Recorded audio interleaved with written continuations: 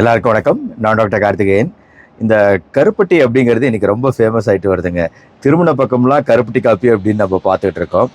ஆக இந்த கருப்பட்டி அப்படிங்கிறது உடலுக்கு நல்லதா? இதில் நிறைய டூப்ளிகேட்டு, நிறைய கலப்படங்கள் இருக்கு. இது எப்படி கண்டுபிடிக்கிறது இந்த கருப்பட்டியில்? ஏன்னா கருப்பட்டி இப்போ ரொம்ப ஃபேமஸ் ஆகிட்டு வருது இதில் இருக்கக்கூடிய இரும்பு சத்துக்காக.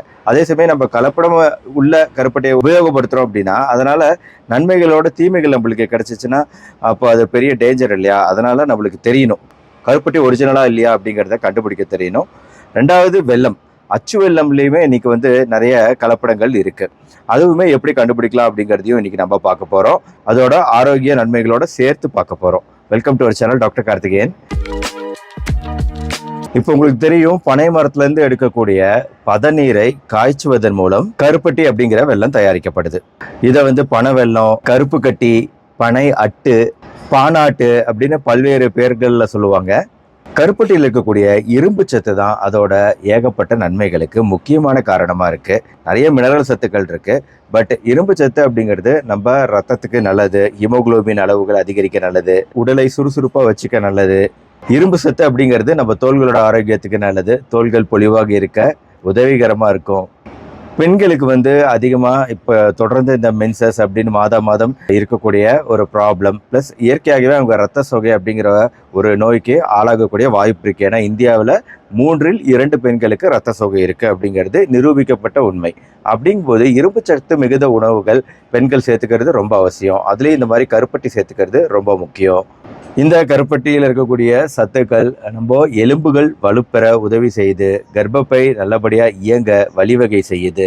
பொதுவாக கிராமங்களில் அதிகமாக எப்பவும் கருப்பட்டி காஃபி குடிக்கும் வழக்கம் இருக்குது. பட் இன்னைக்கு நிறைய நகரங்கள்லையும் இந்த கடைகளில் இப்போ கருப்பட்டி காஃபி அப்படின்னு ஃபேமஸ் ஆகிட்டு இருக்கு. அது மட்டும் இல்லாமல் இப்போது கருப்பட்டி காஃபி மட்டும் இல்லாமல் இப்போது கருப்பட்டி அல்வா, கருப்பட்டி பணியாரம், கருப்பட்டி பால்கோவா அப்படின்னு இது இன்னும் உருமாறிக்கிட்டே இருக்குது. இப்போ பயன்பாடு அதிகரிக்க அதற்கான தேவையும் அதிகரிக்குது. அதுதான் இங்கே இருக்கக்கூடிய பிரச்சனை. இப்போ இந்த தேவை அதிகரிக்கும் போது அதிகமான கருப்பட்டி தேவைப்படுது.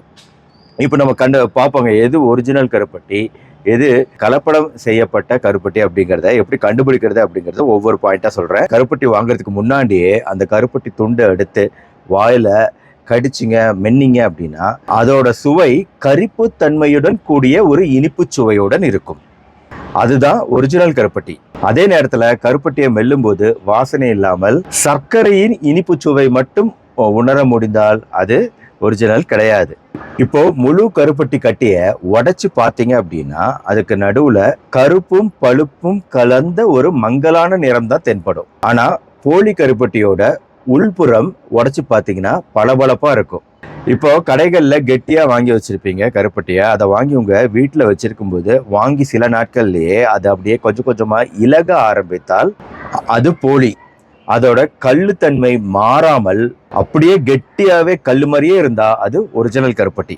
கருப்பட்டியை கையில் எடுத்து உற்று பார்த்தோம் அப்படின்னா பளபளப்பெல்லாம் இருந்துச்சுன்னா அது ஒரிஜினல். அதே கருப்பட்டியின் மேல மைதா மாவு போல தொட்டால் கையில் வெள்ளையாக ஒட்டினால் அது போலி கருப்பட்டி. இப்போ தேங்காயை தட்டி பார்க்கறது மாதிரியே கருப்பட்டியோட அதோட அடிப்பாகத்துல தட்டி பார்க்கணும். அப்படி தட்டி பார்க்கும்போது சத்தம் மிதமாக கேட்டால் அது ஒரிஜினல், சத்தம் நல்ல பலமாக கேட்டால் அப்போ அது போலி கருப்பட்டி.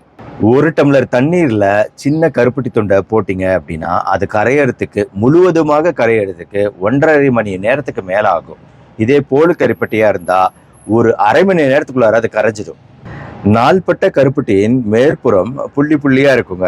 எதனாலனா பதநீர்ல நம்ம சுண்ணாம்பு சேர்ப்பதனால் இந்த மாற்றம். ஆனா போலி கருப்பட்டியில புள்ளி வராது. இப்ப கருப்பட்டி வாங்கும்போது அதை தட்டி பார்த்தும் நுகர்ந்து பார்த்தும் கண்டுபிடிக்க முடியாவிட்டால் ஜஸ்ட் ஒரு துண்டை எடுத்து வாயில போட்டு கடிச்சு வெண்ணு பாருங்க. அது இனிப்பு சுவையுடன் கூடிய அந்த கரிப்பு தன்மையுடன் இருந்தால் அது ஒரிஜினல். கருப்பட்டியில போலிகள் வரதுக்கான முக்கிய காரணமேங்க பனை மரங்கள் குறைஞ்சு போறது தான். நம்ம ஊர்ல விருதுநகர், திருநெல்வேலி, கன்னியாகுமரி மாவட்டங்கள்ல முழுமையா நிறைய பனை மரங்கள் முன்னாடி இருந்துச்சு. இப்போ அந்த பனை மரங்களோட அளவு அப்படிங்கிறது கால்வாசியா குறைஞ்சிடுச்சு. இன்னொரு விஷயம், வருடத்துல 6 மாதம் தை, மாசி, பங்குனி, சித்திரை, வைகாசி, ஆனி, இந்த 6 மாதங்கள்ல மட்டும்தான் பதநீர் கிடைக்கும். இதுல தை, மாசி பதநீர் உற்பத்தி தொடங்கும் மாதங்கள், பங்குனி, சித்திரை அதோட உற்பத்தி உச்சத்துல இருக்கும், வைகாசி, ஆனி உற்பத்தி முடியும் மாதங்கள். ஆனா கருப்பட்டி, பனங்கற்கண்டு இதோட தேவை வருடம் முழுக்க இருந்துகிட்டே தான் இருக்கு. இதனாலதான் நம்மளுக்கு தேவையை பூர்த்தி செய்யும் நோக்கத்துல தயாரிக்கப்படக்கூடிய போலிகள் அதிகமாகிட்டு வருது. இன்னொரு விஷயம், கருப்பட்டி காய்ச்ச பயன்படுத்தப்படும் தாச்சு அப்படிங்கிற அந்த இரும்பு வடிவிலான பாத்திரத்துல 15 லிட்டர் பதநீர் ஊத்துனீங்கன்னா 1.5 மணி நேரம் முதல் 2 மணி நேரம் வரை கிளறணுங்க. கிளறுனதுக்கு அப்புறம் கிடைக்கக்கூடிய அளவுகள் அப்படிங்கிறது ஒரு 3 கிலோ கருப்பட்டி கிடைக்கும்.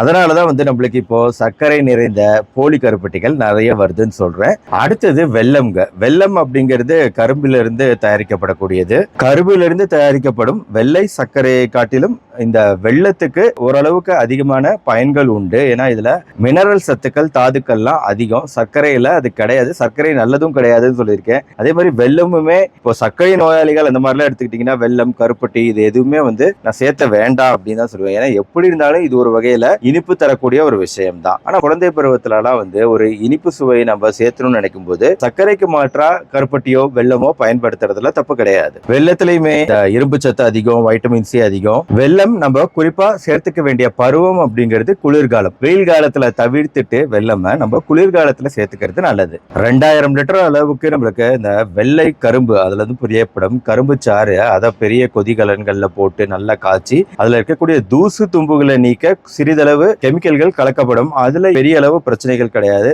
இது இயற்கையான முறையில தயாரிக்கப்படக்கூடிய வெல்லம் தயாரிப்பு முறை. அதுலயுமே அந்த அழுக்க நீக்கிறதுக்கு இந்த கெமிக்கல் சேர்க்கப்பட வேண்டியதா இருக்கு. ஆனா கலப்படம் நிறைய ஆகும்போது நிறைய உப்புக்கள் சேர்க்கப்படலாம். அதனால அந்த வெல்லம் நீங்க சாப்பிடும்போது இனிப்பு சுவையிடம் இருக்கணும். ஆனா வெல்லம் சாப்பிடும்போது நீங்க சிறிது உப்புத்தன்மை உங்களுக்கு தோன்றினாலும் அந்த உப்புத்தன்மைக்கு காரணம் அதில் சேர்க்கப்பட்ட மினரல் உப்புக்கள். இன்னொரு விஷயம், அந்த உப்பு தன்மையுடன் கூடிய சுவை காணப்பட்டால் கண்டிப்பா அது ஃப்ரெஷ் கிடையாது, பழைய வெல்லம், புதிய வெல்லம் கிடையாது. ரொம்ப நாள் ஸ்டாக் வச்ச வெல்லம்னு நான் புரிஞ்சுக்கணும் நம்ம டேஸ்ட் மூலமா.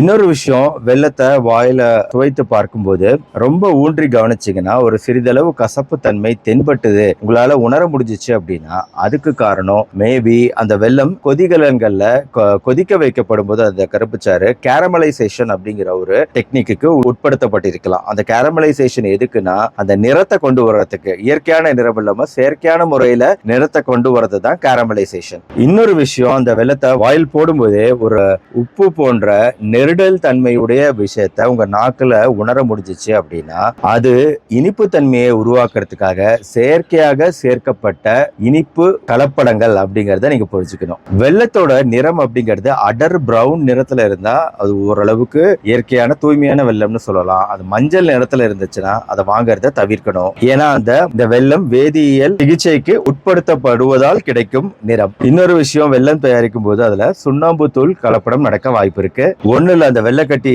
எடுத்து நீங்க தண்ணீர்ல போட்டீங்கன்னா அந்த சுண்ணாம்பு கரைஞ்சி கீழே அந்த டம்ளர்ல கீழே சுண்ணாம்பு இருக்கிறத உங்களால பார்க்க முடியும் டைரக்டா.